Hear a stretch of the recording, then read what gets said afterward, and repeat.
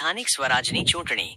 ગુજરાતમાં મહાનગરપાલિકાની ચૂંટણીનો ધમધમાટ. કોંગ્રેસે 8 મનપા માટે 243 ઉમેદવારોની પ્રથમ યાદી જાહેર કરી. 2. નયનાબા જાડેજાને ટિકિટ. ક્રિકેટર રવિન્દ્ર જાડેજાના બહેન નયનાબા જાડેજાને કોંગ્રેસે રાજકોટથી ઉમેદવાર બનાવ્યા. 3. એએપીની સક્રિયતા.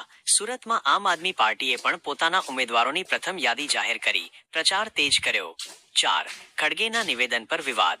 કોંગ્રેસ અધ્યક્ષ મલ્લિકાર્જુન ખડગેના ગુજરાતીઓ વિશેના કથિત નિવેદન સામે ભાજપનો ઉગ્ર વિરોધ અને માફીની માંગ.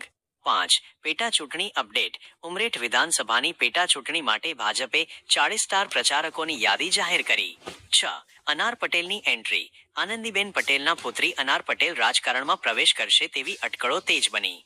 ક્રાઇમ અને અકસ્માત. 7. પોરબંદર અકસ્માત. વહેલી સવારે 2 બાઇક વચ્ચે ભયાનક ટક્કર. 4 યુવાનોના ઘટના સ્થળે જ કરુણ મોત.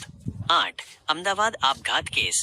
નવા વાડજમાં પરિણીતાએ 6ઠ્ઠા માળેથી કૂદી જીવન ટૂંકાવ્યું. પતિ સામે ત્રાસની ફરિયાદ. 9. ક્રાઇમ બ્રાન્ચની સફળતા. અમદાવાદ ક્રાઇમ બ્રાન્ચે 3 મહિનાની મહેનત બાદ છત્તીસગઢના ખૂંખાર ગુનેગારને ઝડપી પાડ્યો. 10. બ્રિજ હટાવવાની કામગીરી. મુંબઈમાં બ્રિટિશકાળનો એલ્ફિન્સ્ટન બ્રિજ હવે ઇતિહાસ બન્યો. છેલ્લો ટુકડો હટાવી દેવાયો. શિક્ષણ અને રોજગાર. 11. RTE admission. ગુજરાતમાં આરટીઈ હેઠળ ખાનગી શાળાઓમાં 84,000મી વધુ બેઠકો માટે ફોર્મ ભરવાની પ્રક્રિયા ચાલુ. છેલ્લી તારીખ 17 એપ્રિલ.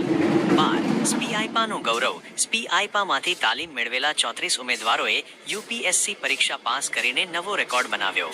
13. શ્રમિકોનું સ્થળાંતર. ઉદ્યોગો ઠપ થતા સુરત સહિતના શહેરોમાંથી શ્રમિકોનું સ્થળાંતર વધ્યું હોવાનો સરકારનો સ્વીકાર. 14. યુજીસીનો આદેશ. ખાનગી યુનિવર્સિટીને 5 દિવસમાં વિદ્યાર્થીઓની ફી રિફંડ કરવાનો યુજીસી એ આદેશ આપ્યો. વ્યાપાર અને અર્થતંત્ર. 15. સોના ચાંદીમાં ઘટાડો. સોનું 1,300 રૂપિયા તૂટ્યું અને ચાંદીમાં 2,800 રૂપિયાનો જંગી ઘટાડો નોંધાયો. 16. મારુતિનો પ્લાન્ટ.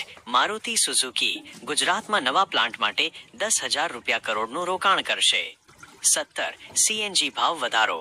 અદાણી ગેસ દ્વારા સીએનજીના ભાવમાં વધારો કરાતા રિક્ષા અને કાર મુસાફરી મોંઘી થઈ.